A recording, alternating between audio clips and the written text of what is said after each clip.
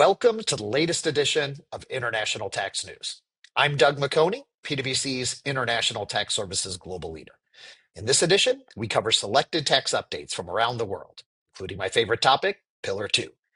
If you would like to go in depth on similar topics, check out the Cross-Border Tax Talks podcast in video on YouTube or in audio wherever you find your podcast.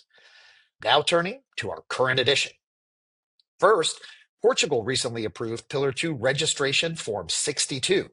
For groups whose fiscal year coincides with the calendar year, the first Form 62, relating to the 2024 fiscal year, must be submitted by December 31st, 2025, and will remain valid for subsequent fiscal years until changes occur.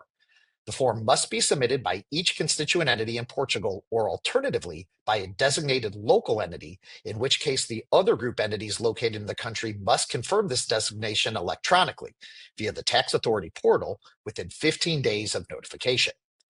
Next, on September 8th, Iceland's Ministry of Finance presented the 2026 budget, which includes plans to implement the Pillar 2 global minimum tax rules. The proposal includes the income inclusion rule and a qualified domestic minimum top-up tax, which are proposed to apply to fiscal years starting on or after December 31st, 2025.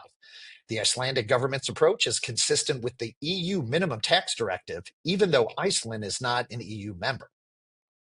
Finally, the Dutch tax authorities have published a Pillar 2 question and answers document.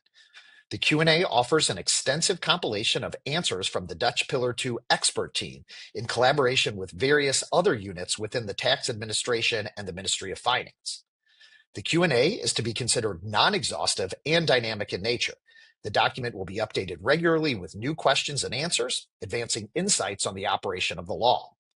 The Q&A is also subject to relevant changes in law or policy and any future releases of OECD or European Commission administrative guidance.